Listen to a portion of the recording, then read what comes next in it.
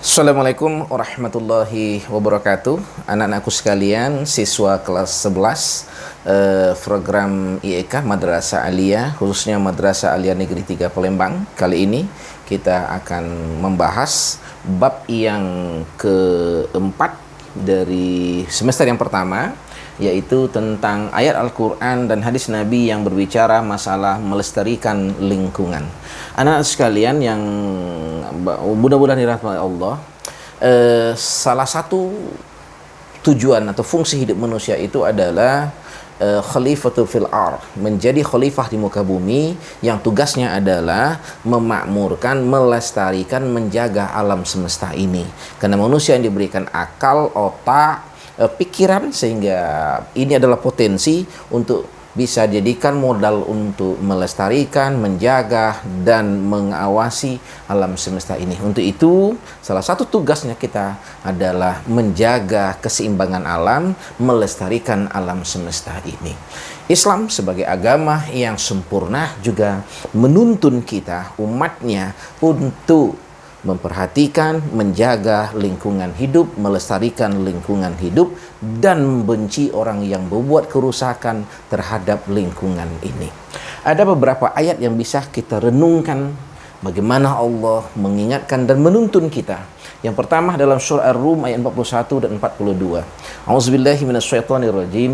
Zaharal fasadu fil barri wal bahri bima kasabat aydin nas liyuziqahum ba'dallazi 'amilu la'allahum yarji'un. Sudah jelas, sudah nyata kerusakan di muka bumi ini, baik itu yang ada di laut dan di daratan, disebabkan oleh ulah tangan manusia. Liyuziqahum, Allah merasakan yang demikian itu untuk mereka rasakan sebagian dari azabnya, la'allahum yarji'un, tapi tujuannya agar mereka kembali ke jalan yang benar. Anak-anak sekalian, ayat ini turun 1400 tahun yang lalu, tapi dia sudah berbicara tentang kerusakan alam semesta, kerusakan lingkungan di laut dan di darat. Padahal di Arab nggak ada laut yang dekat dengan Nabi Muhammad, tapi ayat sudah berbicara. Artinya apa? Allah sudah mengingatkan bahwa perbuatan manusia bisa membuat alam ini menjadi rusak. Kerusakan bisa jadi di fil barri wal bahri, di darat dan di laut. Di darat apa contohnya? Adanya erosi karena penebangan hutan, adanya banjir karena got tidak bersih, hutan juga digunduli, adanya polusi udara, lapisan ozon yang makin menipis, kemudian di atas gunung-gunung salju sudah mulai mencair, kemudian permukaan air yang sudah mulai naik ke atas, sementara permukaan tanah daratan sudah mulai ambruk ke bawah, disebabkan rata-rata oleh ulah tangan manusia. Banyaknya pabrik-pabrik, limbah-limbah yang dibuang ke sungai membuat ekosistem di sungai, di laut itu berantakan semuanya. Ada pukat harimau, ada putas yang membunuh seluruh binatang. Ini adalah ulah tangan manusia, dan pada akhirnya manusia juga yang merasakan akibatnya. Adanya penebangan hutan, dibakar hutan, hampir setiap tahun kita merasakan bagaimana tersiksanya menghirup udara karena sudah terkontaminasi oleh asap yang hampir setiap tahun, yang kadang mengganggu aktivitas kita. Ke pasar, ke sekolah pun kadang diliburkan karena begitu banyak aktivitas yang sangat mengganggu kita ini. Zaharal fasadu fil barri wal bahri bima kasabat aydin nas. Sudah nyata kejelasan, sudah jelas kerusakan di muka bumi ini, di darat dan di laut, disebabkan oleh ulah tangan manusia.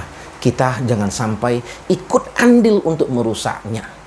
Yang sederhana saja, jangan buang sampah sembarangan, jangan terlalu sering mengkonsumsi botol-botol plastik, karena plastik, styrofoam itu susah untuk dileburkan, susah untuk dihancurkan dalam tanah. Bahkan ada yang mengatakan bahwa plastik itu bisa sampai 500 tahun berada di dalam tanah, dan dia akan merusak ekosistem yang ada di dalam tanah, akan menghambat kesuburan di dalam tanah. Ini sungguh sangat bahaya kalau seandainya kita tidak mau memperhatikan alam semesta ini. Kemudian pada ayat yang berikutnya Allah lagi memberikan contoh kepada kita. Qul siru fil ardi fansuru kaifa kana aqibatul ladzina min qabl kana aktsaruhum musyrikin. Berjalanlah kamu di muka bumi ini, kemudian kamu coba lihat bagaimana akibat perbuatan orang-orang yang sebelum kamu, mereka adalah orang-orang yang musyrik. Anak-anak sekalian, dalam Islam, berbuat kerusakan di muka bumi bukan hanya menebang pohon, polusi udara, bukan hanya plastik, membuang sampah sembarangan, mengingkari Allah, memusyrik, menduakan Allah, itu juga termasuk adalah kemungkaran, perusakan di muka bumi. Tidak membangkang aturan Allah, itu juga termasuk perbuatan yang merusak di muka bumi ini.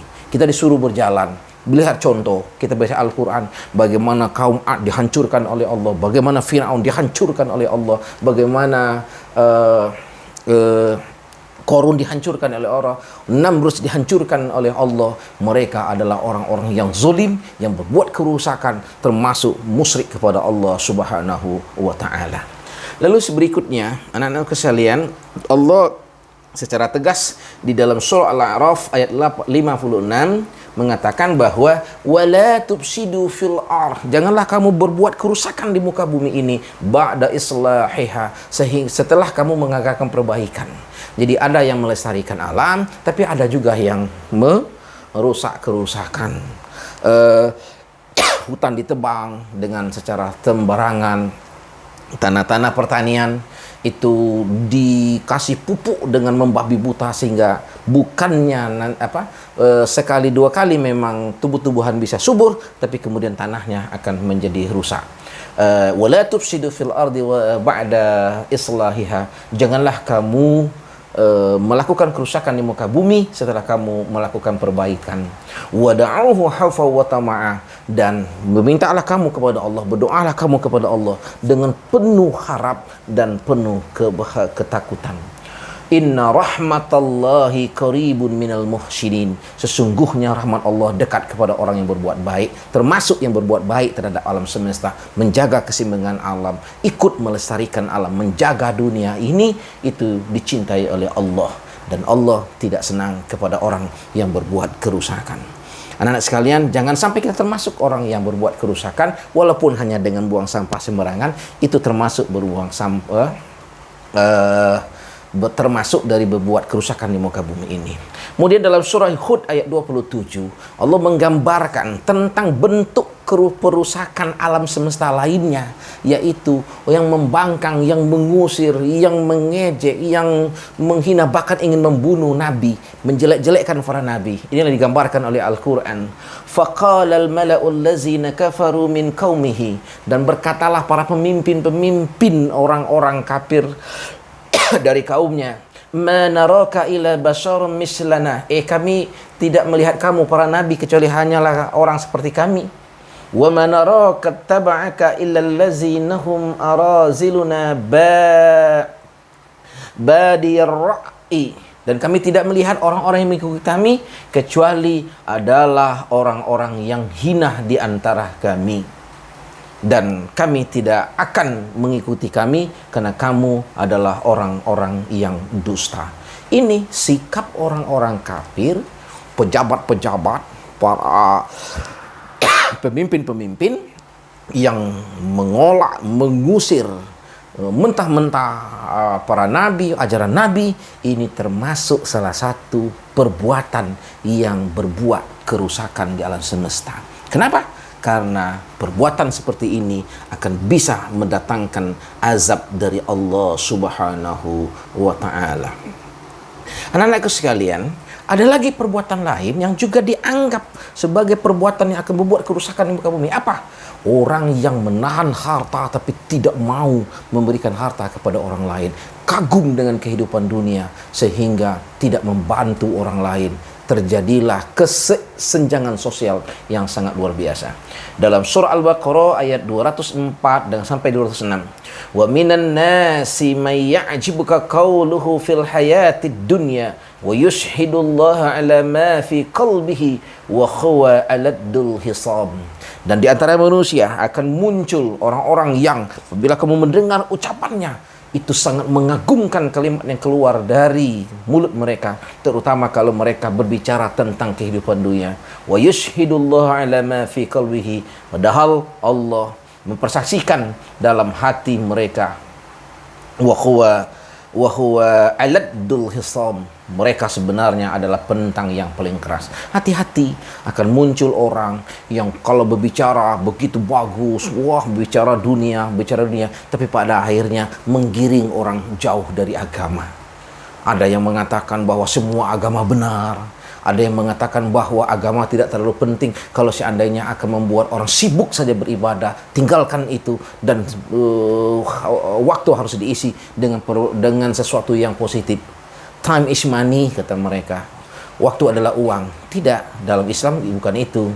Waktu adalah membuat kebaikan.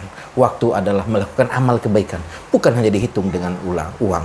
Padahal kalimat time is money ini itu sangat terkenal di bangsa kita yang diimport dari bahasa luar. Padahal itu belum sesuai dengan kita. Wa iza tawalla sya'afil ardi liyufsida fiha wa yuhlikal harasha wan nasla. Dan apabila ia berpaling dari kamu, maka mereka akan berjalan di muka bumi dan kemudian mengadakan kerusakan. Di mana mereka berbuat kerusakan? Al-harsa wan naslah, berbuat kerusakan tanam-tanaman dan di binatang-binatang ternak. Ini berapa banyak sekarang ini yang perkebunan dengan alasan untuk meningkatkan ekonomi, tapi pada satu sisi dia akan menghancurkan tanah yang ada di situ, dan yang terjadi kadang-kadang yang kaya makin kaya, yang miskin makin miskin. Ini juga termasuk perbuatan yang berbuat kerusakan di muka bumi ini. Wa iza qila lahu taqillaha akhzathul izzah bil ismi. Dan apabila orang-orang seperti diingatkan agar bertakwa kepada Allah, maka bangkitlah kesombongan dari diri mereka. Dan fahasbuhu jahannam, orang-orang yang berbuat kerusakan, menolak Allah, diperingatkan ini, maka mereka akan ditunggu oleh neraka jahanam, wal bi'sal mihad, dan itu adalah tempat kembali yang sangat jahat. Anak-anak sekalian, kesimpulannya, agama menyuruh kita untuk melestarikan alam ini. Wala tufsidu fil ardh, jangan berbuat kerusakan, jaga kelestarian alam ini. Ingat, bila melakukan kerusakan, maka Allah tidak menyenanginya, dan pada akhirnya mereka akan dimasukkan ke dalam neraka. Mudah-mudahan penjelasan ini ada manfaatnya untuk kita bersama. Wassalamualaikum warahmatullahi wabarakatuh.